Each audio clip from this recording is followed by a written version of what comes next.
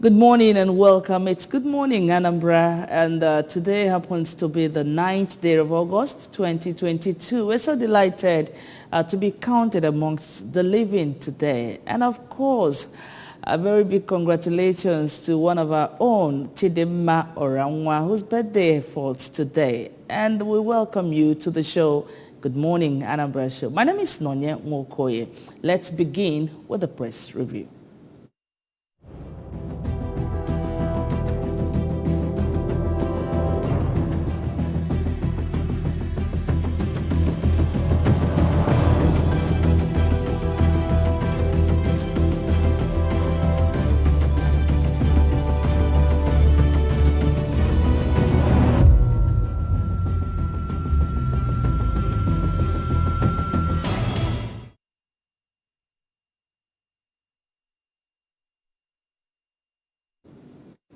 All right, it's press review. On the press review this morning, I have two gentlemen in the studio, Oster Eze and, of course, Apostle John Paul. It's great to have you guys in the studio this morning. Thanks for having me. Thank you for having me. You're welcome. All right, to begin with looking at stories making the headlines on ABS website. Mrs. Soludo asked women to discuss challenges of drug abuse, violence against children in August meeting. 160 million Nigerians at risk of yellow fever. That's a report from WHO. Soludo felicitates with former Anambra Governor Obiano at 67, Labour Minister Ngige at 70. Anambra government asked residents to support statewide free distribution of insecticide-treated nets. These are the headlines trending on ABS website. So, Oster, let's begin with you. Yeah, I'd like to talk about the first headline there, the one that talks about Mrs. Soludo asking women to talk about violence against children. It's an issue that really needs to be addressed because over the years, actually recently, the social media has helped us to start seeing things as they really are, what's happening around us and within us. We've come to find out that the issue of violence against children has been a recurrent decimal. And drug abuse. It keeps happening, yeah. So there's a need for our women to really talk about this because they tend to be the fulcrum, the pillar that holds the family front. And I believe that when they start talking about, when they start addressing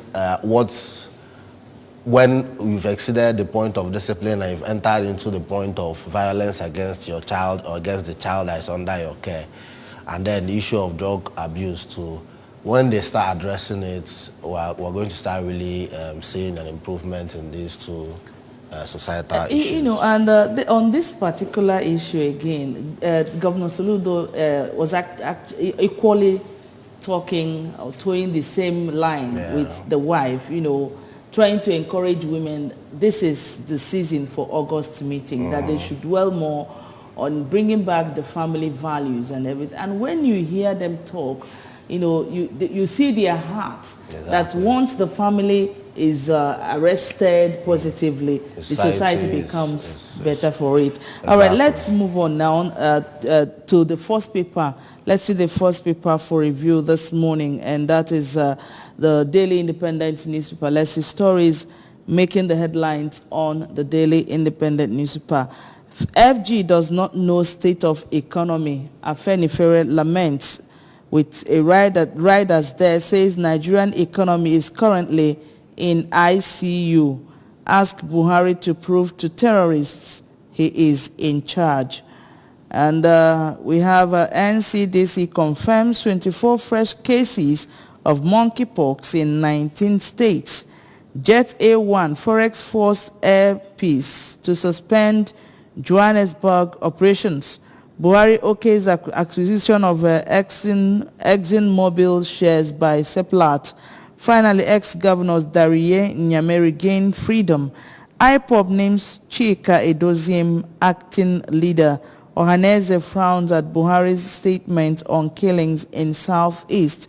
How to cushion Nigeria's rising debt portfolio by LCCI. And PDP postpones next meeting to save Iyorchia Ayu's job, with a right there postponement due to unforeseen circumstances. That's party talking. Then WAEC releases 2022 WAEC results, decries indebtedness by 10 state governors. All right, quickly, John Paul. Let me talk on the bold headline there. Federal government does not know state of the economy, Afenifere laments. Yes, I want to agree with Afenifere group. I want to agree with them in total. The federal government, led by President Muhammadu Buhari, does not know the state of the economy. I agree with them because if this present federal government understands or knows the state of our economy, they would have been doing something, towards resolving the economic issues we're having in this country. Yes, but you see, what we keep seeing in this country is a state of, where the president or the cabals or the people who are in government do not know anything concerning the economy. They don't care. Dollar is about 710 or little below 710, and the federal government is doing nothing about it to cushion the effect of the rising dollar in this country. And there's reports this morning, that they plan to implement the taxes and levies come 2023, the taxes on telecommunications and beverages. Yeah, so. That's the something we're talking about. It's not about even taxing people. Okay, in this country, we have seen this federal government tax people, tax, companies, individuals. We are okay with it. No country can survive without, tax. It's okay. But then the question is, this tax you are receiving or you are getting from people, where have you, invested this money? We have seen a situation whereby the federal government tax individuals, working class, companies. At the end of the day, we have no result to see. We have nothing to see, as an effect, a positive effect of the taxation. So this government has failed in economy, whether they believe it or not, whether they like it or not. But the truth must be told that the president, Muhammadu Buhari's government, has failed when it comes to do with the economy of the nation. Thank you. All right, then talking about the economy being in intensive care units. There's no other way of explaining or describing the state of our economy right now. A situation where the greater percentage of the budget goes to facilitating some old loans who had borrowed before, servicing them, and then even seeking for more loans. And yet, there are no hopes that these loans we are seeking for will help us to contain the downward spiral of our economy. So there's no other better way of describing our economy besides describing it as one that is in intensive care unit. All right, the Daily Trust newspaper is next in our lineup.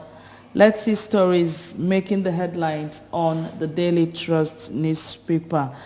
The banner headlines in front of the Daily Trust says how federal government injected 247 billion naira subsidy to salvage low electricity generation, with riders there 1 trillion naira power consumed in 16 months. Poor payment trajectory can be reversed, experts talking. And Dariye Nyame, 3 others out of prison 4 months after state pardon.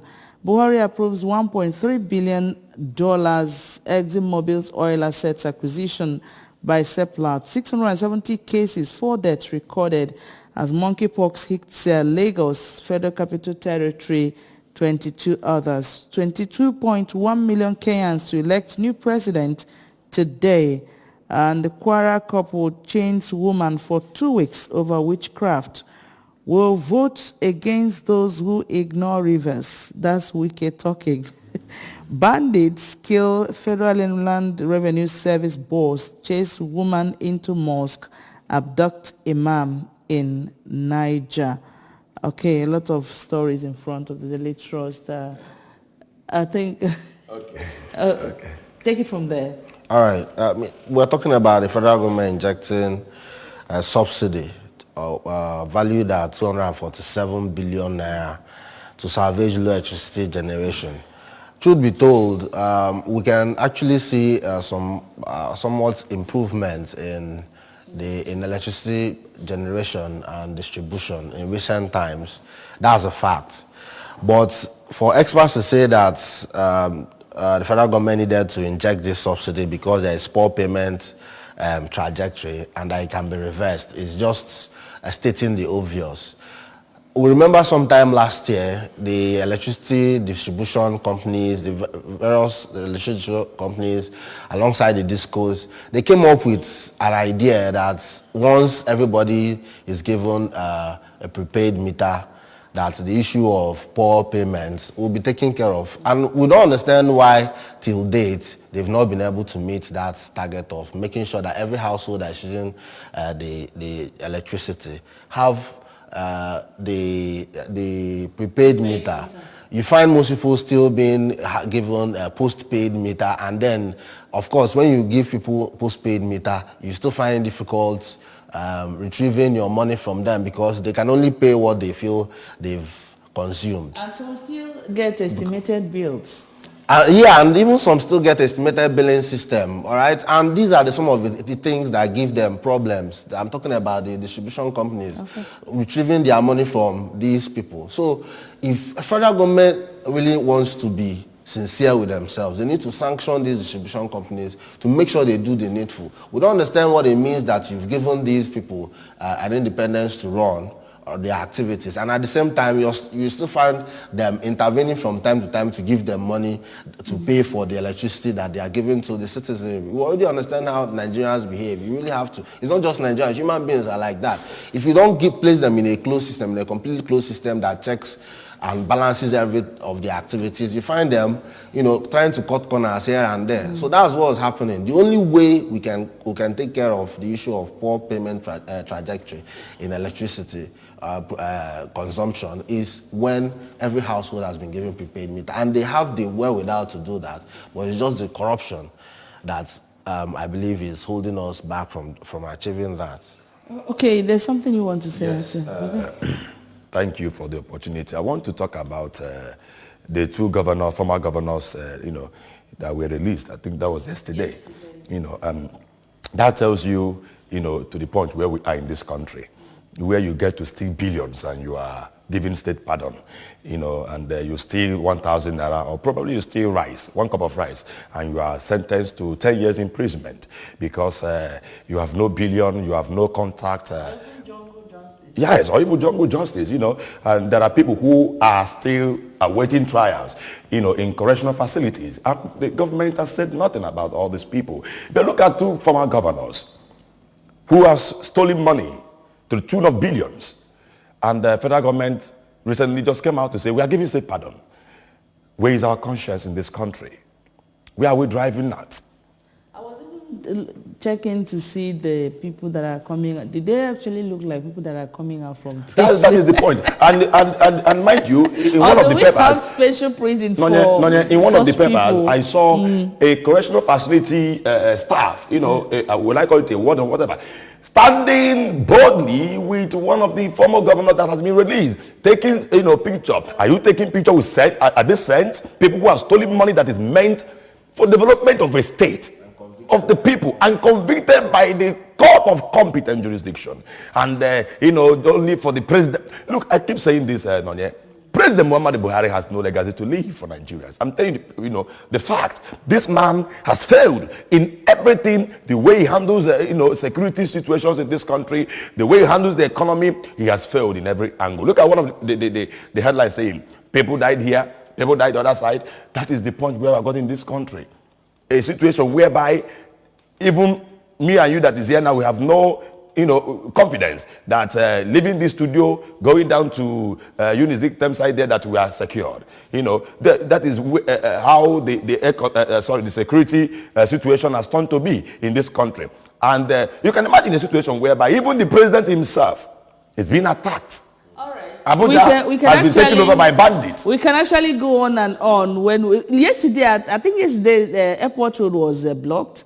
Yesterday, okay, we can go on and on when we talk about left issues to be addressed, and the most issue bothering him, the most issue worrying him is to release 2 people that have been convicted for stealing public fund in this country. Oh my goodness. Okay, we have a lot to talk about when the issue of security comes up, and somehow it's emotional, so to speak, but we keep hope alive that Nigeria will be great again, God willing. And let's move on now to the Guardian newspaper. But remember, this program is audience participatory. There's a phone line on your screen. You can call to make your own opinion count on issues raised here on the press review. Now, on the Guardian newspaper is next in our lineup. Let's see stories. Wike Atiku camps return to trenches. Wike Atiku camps return to trenches. We tried as the PDP postpones NEC National Caucus meeting over Atiku's absence. Fear of Ayo's removal. Postponement not because of Atiku. He prepared for the meeting. Aide insists. We'll use our votes against those that say rivers don't matter. Wike subs Atiku. Sanwo-Olu, Wike has sent strong message by inviting me to Rivers. Wike in talks to work for Tinubu's election, says Rivers APC. Okay. How public officials leaked classified documents in $9.6 billion court case to P&ID. Again, Ohaneze Afenifere blasts Buhari over insecurity. And we can see the pictures of the two ex-governors that were released from prison yesterday. IPOB accuses Ebubago of harassment, the population of Igbo youths. Brazilian producers on why countries like Nigeria should open borders for food. Anglican Church urges truce between Wike and Mechi. Military kills 8 bandits in Plateau. All right, so on the Guardian newspaper, John Paul. Yeah, let me talk about Wike and Atiku can return to trenches. Yes, if they like, let them return to war. Doesn't concern us in this country. Look, these people, these politicians, they have a way of playing their own politics. And with all due respect, I have a great respect for Governor Wike. He's a dogged fighter. But listen, he shouldn't distract us from the present situation in this country. We have a lot of things to talk about in this country. We have to talk about the ASO strike. We have, look at, this is I think the 6th month or the 7th month. Yeah. Let's welcome a caller before we move on. Hello, good morning. Hello, good morning. Good morning. Your name and your location, please. This is Tokan Tokan from Ghana. from Ghana. Yes, You're welcome. thank you. Go ahead. I just want to say that the Buhari, as president of Nigeria, should go for Thanksgiving because of diverse ethnic group in Nigeria. If it is to say that it's a one ethnic group, one person cannot stand up and do people the way he's doing to people and remain for 2 days in the office. That is by the way. The life of every individual matters. Just in France, one person was killed in newspaper company. The whole world went to China, went to France for condolence.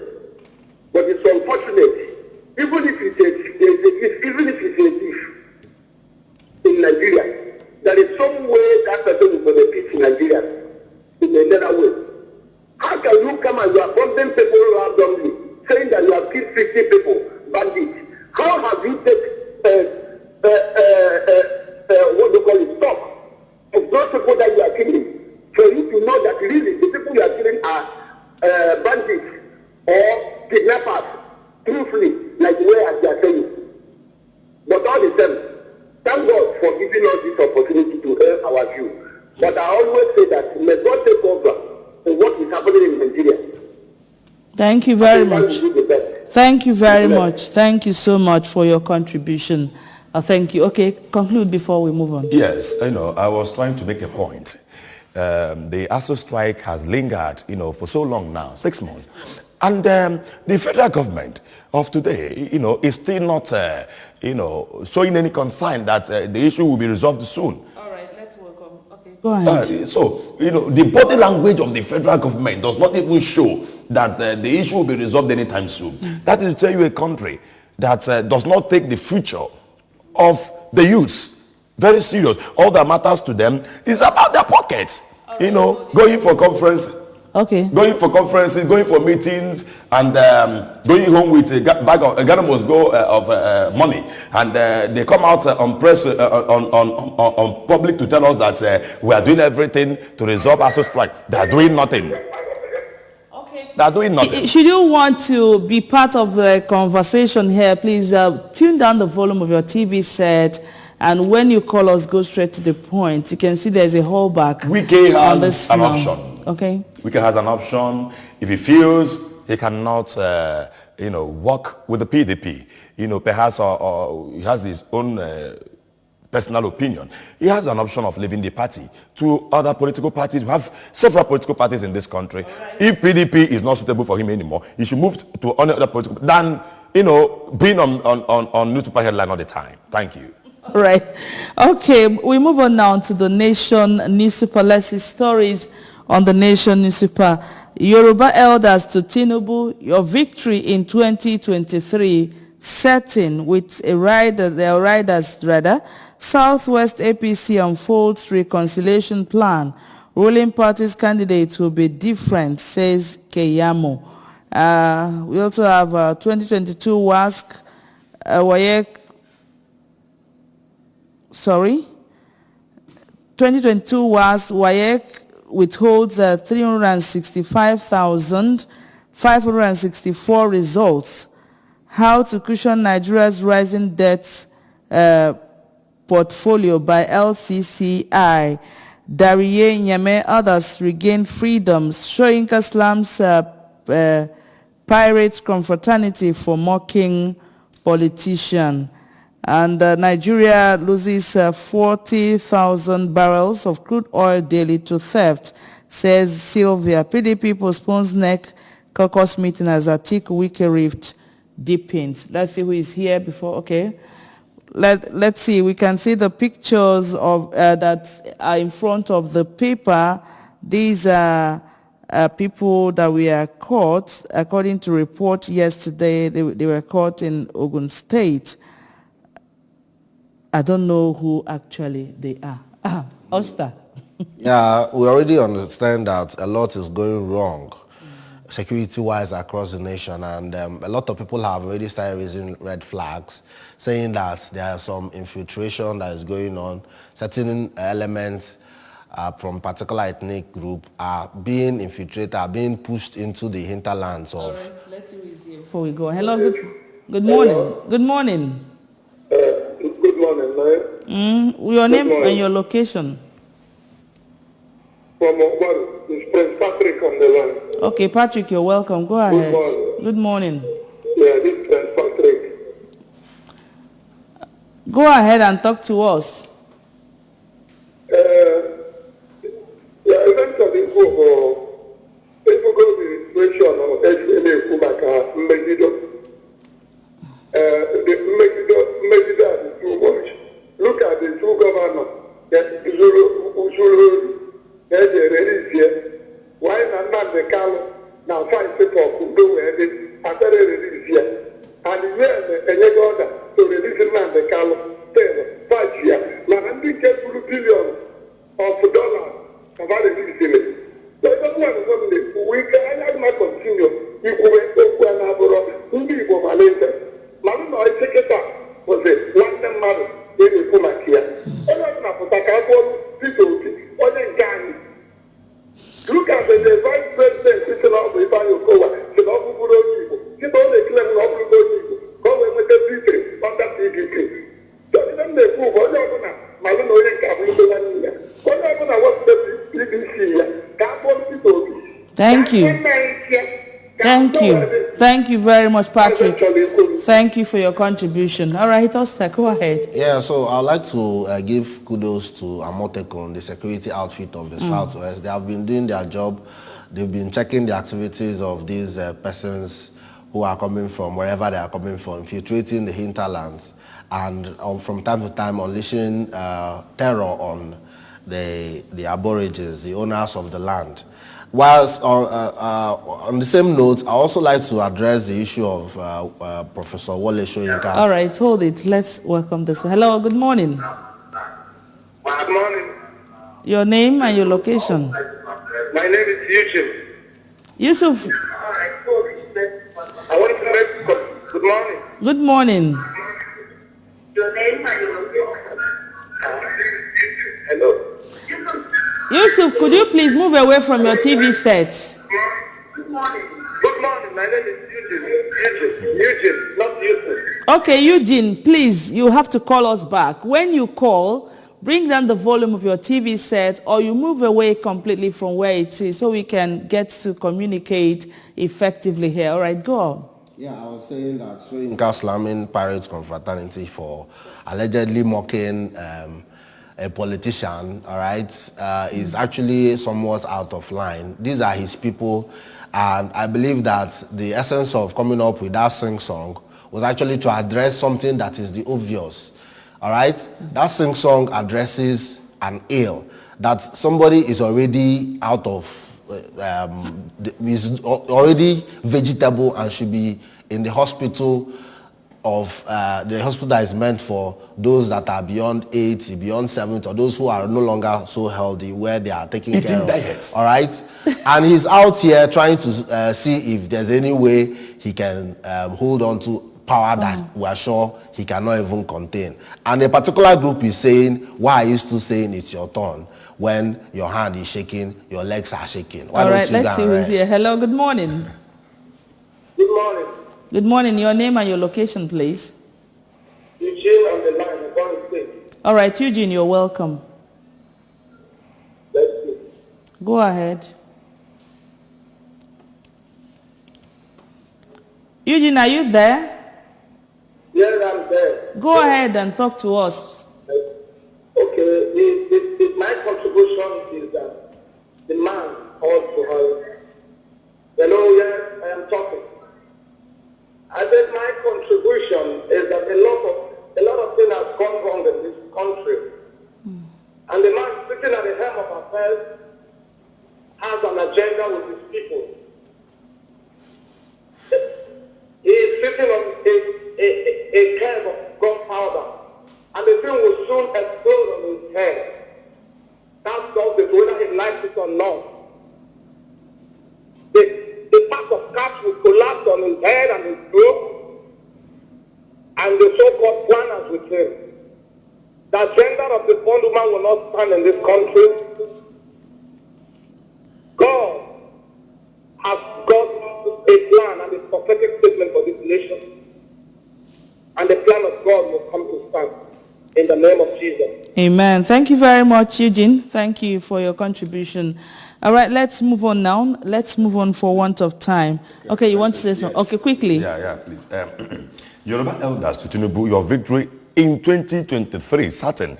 Well, I don't know where these Yoruba elders are gathering this confidence from, that is going to win an election. Well, whoever that steps out for an election believes is going to win. But I want to tell you, I don't know if you have taken your time to study the manifesto of Asiwaju Bola Ahmed Tinubu. I don't know, and study that of PDP candidate and the Labour Party candidate. You will find out that the only person that has a clear manifesto of what is coming to do, naming the problem and saying how he's going to solve it, is only Mr. Peter Obi of the Labour Party. I'm not campaigning for him. All right, and let's welcome a guest here before we go on. Hello? Yeah, good morning. Good morning. Your name and location, please. Yes, my name is Thomas. I'm calling from Benue State. Thomas, you're welcome. Go ahead.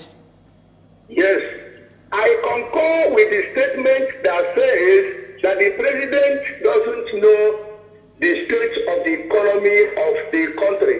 One, if the president is aware of what is happening in Nigeria, he shouldn't have given 1.425 billion naira to Niger Republic if he knew that the country is indebted. Two, what is happening in the house strike? The president has not so much what is happening in the security section of the country. The government has not done anything tangible. What is happening in the power sector, the president has not done anything. If it were in European countries, in Asian countries, let me tell you, it is not a matter of the Senate giving threats to impeach the president. The president on his own would have resigned, and many of his ministers, they would have followed suit to resign. I pray that God will still keep us together to vote in 2023.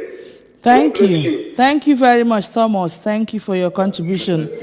Okay. The only reason why Bola Ahmed Tinubu, with all due respect, wants to be president of Nigeria is because he feels he has been a kingmaker. He has made people governors, he has made people ministers, and now it is his own turn or time to be president. But let me tell you, Nonye, by the special grace of God, this country will not be given to a man that will take us 10 years backward. Thank you. Quickly, we take the rest of the papers together as we summarize. So you just listen and pick the ones you're going to talk on before we wrap up the show, because our time is fast spent here. The Punch newspaper, let's see stories on the Punch.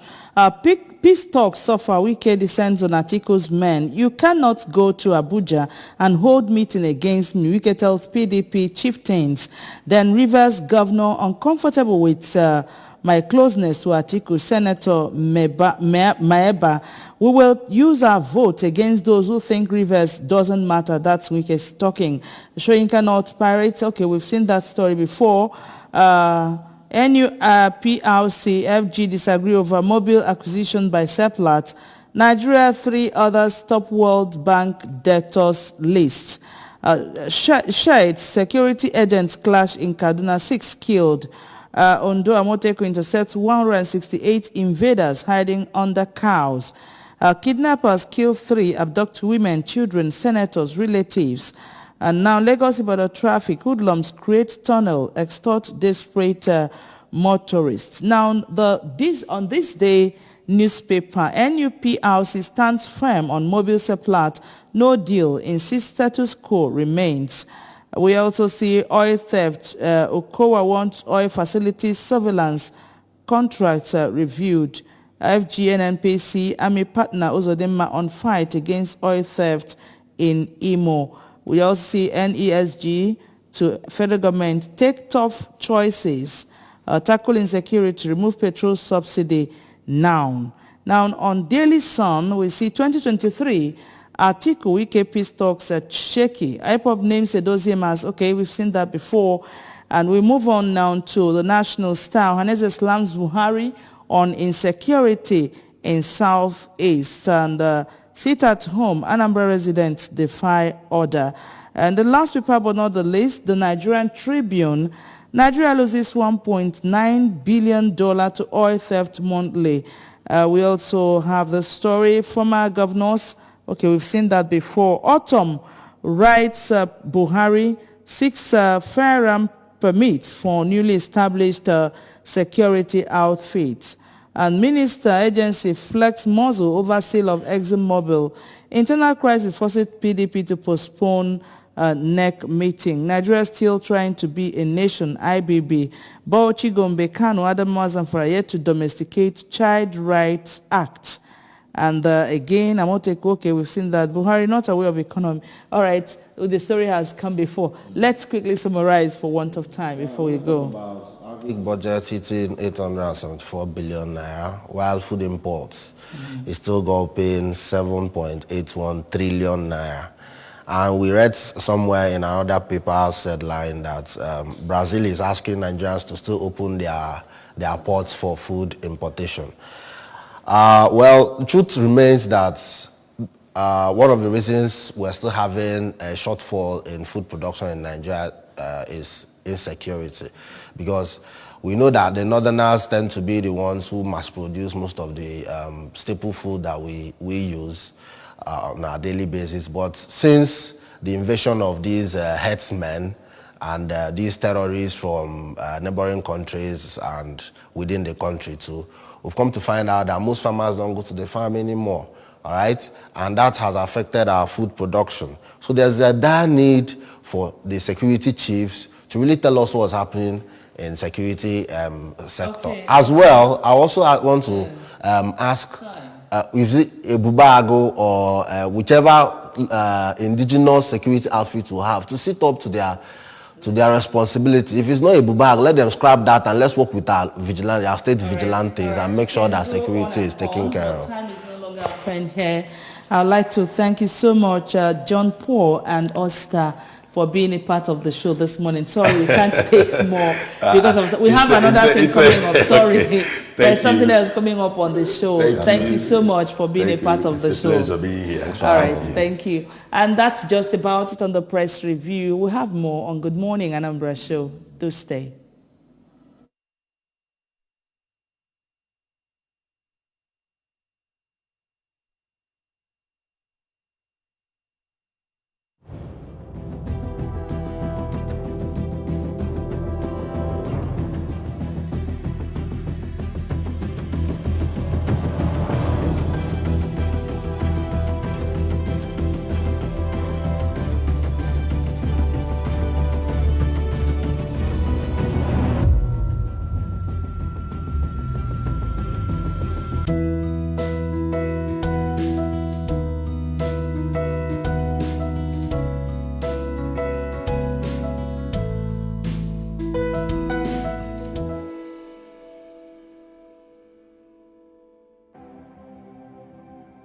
Indiana.